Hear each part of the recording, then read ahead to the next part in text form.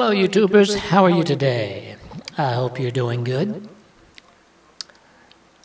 This commentary is in reply to a video called Hitler, Evolution, Eugenics, Nietche in Nazism by a user called the Atheist Paladin. When I heard that, reminded me of this old show with Richard Boone, where he was a paid gunman who shot from the hip, was very fast. But unfortunately, after watching this video, I can truly say that this paladin here was shooting with blanks, and I will elaborate. He claims that the portions of my videos that I put out on YouTube in connection with some videos by open-air atheists, he says my videos reek of ignorance, as he puts it. So let's examine some of his claims, shall we, and see who's the ignorant one. I'm not going to waste my time addressing all of his points, because just showing the obvious stupidity and ignorance of the ones I do cover should be enough to suggest that anything else he has to say is just as full of ignorance. It's rather funny how I came about refuting this video. I was in the process of dismantling some videos, a user who calls himself Open-Air Atheist, when I got this message from Open-Air Atheist telling me that I have just been refuted. And so I said to myself, really? I've been refuted on a video that I never saw or had a chance to reply to. Well, that's fair. That's like a visiting baseball team taking a one-run lead in the top of the first inning and then walking over to the home team's dugout and offering a handshake for a well-played game, claiming victory. And like the captain of the home team, I'd say, you wouldn't mind if we got our chance at bat first, would you? So here I am at the plate, waiting for the first pitch. Let's see what he's got. Things very interesting. And by the way, Lenin couldn't get into power without the support of the church. Just throw that out there. Ooh, man, he brought some heat. No way was I going to hit that one.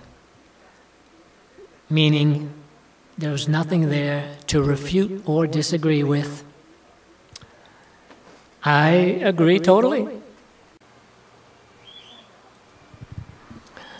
However, since he didn't elaborate as to what he meant by this, I think I should expand upon this. The church was a very powerful influence in the country. Over 50,000 churches before the revolution. Now, at around 100 people on the average per church. If you do the math, that's quite a formidable force. Add to that the fact that many of the soldiers on Lenin's side were Russian Orthodox themselves, with wives, mothers, and grandmothers in the church. So Lenin and his leaders needed to convince the soldiers and the church hierarchy that the new regime would not be hostile towards the church. They had to lie and keep secret their intentions. Had the soldiers known that the regime would eventually wind up murdering over 95,000 priests, Lenin would have had a huge problem mustering support for his cause. Well, his deception worked pretty much like Hitler's did in relation to Neville Chamberlain, who after meeting with Hitler went back to England declaring peace in our time. Well, that turned out to be the biggest joke of the century, as the world went into fight a war that killed more people than all the wars previous to it. The same went for Hitler. He too needed the church to get into power. But once he did, he abolished the Catholic Youth League and steered the youth to join the Hitler Youth, whose view of the church too were quite revealing in the anti-Christian words of some of the marching songs. Okay, let's see his next pitch. Paranoid, yes, they were very paranoid, and so there were a lot of political purgings. Out of the name of atheism? No. Drive left center field. He might have had it. There it goes. It's out of here. Oh, doctor! As I am rounding the bases, I have to chuckle. What was he thinking by hanging that curveball? That's one thing about YouTube atheists. They always manage to find a straw man to attack. He showed you that he knew that Lenin needed the help of the church to come to power. So why in the world would any atheist herald what they were doing under the name of atheism? Could you just imagine Lenin going in to see the Patriarch of Moscow and say, "Your Grace, we need you to help us out with your people. We need you to make them accept the atheistic regime that we are going to try to put into place and not give us any trouble about it." How about that? Oh yeah, that would go over big with the Russian Orthodox Church. Between 1917 and 1935, 130,000 Orthodox priests were arrested. Of these, 95,000 were put to death. Oh yeah, the atheists were going to announce to the world that they murdered almost 100,000 priests in the name of atheism. Oh yeah, that would definitely put them into a favorable light in the world community. Then add to that the 14 or so million people they let starve to death in 1933. That would definitely put a feather in their cap by announcing to the world that they did that in the name of atheism. Now, what they did was done under the name of Bolshevikism and communism, to hide what they really were. They lived in a world of many religions, and they weren't about to alert the rest of the planet as to who they were and what they wanted to do. There was no information highway back then, no internet, no TV. The radio and the newspapers were state-controlled, and nobody was allowed to move freely around the country. So they systematically caused the death of over 50 million people. The idea that they would even consider to herald it in the name of atheism is really an idiotic suggestion. Okay, next battle. Let's see his next pitch. Right. First off, let's get away with the easiest one. Atheist regimes. Well, we're going to talk about Hitler, so he doesn't really count, but we'll get into that. But such as Stalin, Hitler, Stalin, Mao, Pol Pot, these were atheists, right? Well, where do the deaths come from in these nations? Well, with Lenin and Stalin, well, they were insane. They were... Drive left center field. He might have had it. There it goes. It's out of here. Oh, doctor! He says Hitler doesn't count as far as atheism goes, as if to say Hitler wasn't an atheist. Hitler, when he served in World War I, had a copy of Schopenhauer's work entitled The World as Will and Idea in his knapsack. He said that he had read it so many times that the front of it had worn out. He had a reputation of being able to quote long passages from it.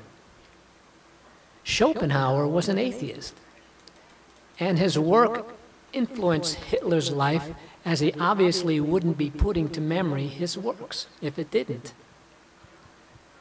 If Hitler was a Catholic, as some revisionists want you to believe, I don't think he would be carrying around the works of an atheist in a theater of war where he knew that at any moment he could be killed. I think a Bible or a prayer book would be more likely of what he would be reading. As for the claim that Stalin and Lenin were insane, he has no medical records of either of these two individuals to support such a claim. But it seems convenient for him to just make such an assertion, and voila, it's gospel. Being paranoid, as he claims they were, didn't make them insane. The definition of insanity is lack of reason or good sense. All the tyrants that atheistic paladin named were very calculating and perceptive. Dr. Reidlich, who was a professor emeritus of psychiatry at both Yale University and the University of California at Los Angeles, did some extensive research on Adolf Hitler in an effort to refute assertions made by some so-called Holocaust revisionists, including that Hitler was manipulated by his personal physician. The result is an exhaustive text that meticulously weighs and considers virtually every aspect of the dictator's psyche and every detail of his physical health. Dr. Reidlich based his conclusions in part on Hitler's own statements, but he also spent a decade examining medical records, including diaries kept by Dr. Morell, and conducting interviews with surviving sources. In his final analysis, Dr. Reidlich concluded that Hitler's crimes and errors were not caused by illness. Then they also carried out a lot of farming techniques that worked under Lamarckian evolution, and he didn't tolerate his scientists saying anything else. And so a lot of people died because they were using the wrong techniques. Lamarckianism doesn't work. So a lot of people died from starvation. So, again, atheism? Not in this case. Drive left center field. He might have had it. There it goes. It's out of here. Oh, doctor! Here he tries to mix apples with oranges. Lamarckian farming techniques are not philosophical positions. There's no such thing as an atheistic farming technique. It was atheists who either utilized the Lamarckian technique or forced others to do so. A person's religious philosophy and his scientific philosophy are two separate things. He can have faith in both. That argument was really stupid. Okay, next battle. Let's see his next pitch. And he stated several things, that Nietche was anti-Semitic and anti-Christian and all this BS. And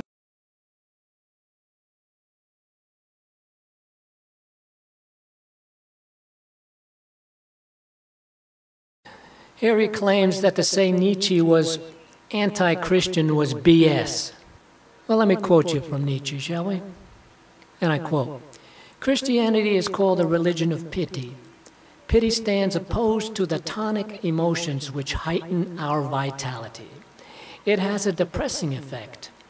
We are deprived of strength when we feel pity. That loss of strength which suffering as such inflicts on life is still further increased and multiplied by pity. Pity makes suffering contagious." Unquote. And I think it's pretty easy to see how Hitler's lack of pity for those who he tortured and murdered could be derived from reading this kind of stuff. anti-religion in the sense. So he is anti-Christian in that sense. But he isn't against Christians, he's just against the religion. Another straw man argument. Whoever claimed that Nietzsche was anti-people? All those who accused Nietzsche as being anti-Christian were talking about his opposition to their faith, not to their humanity. Can you envision the communist about to shoot a priest, saying to him, "Oh, we're just killing you because of what you believe. It's nothing personal"?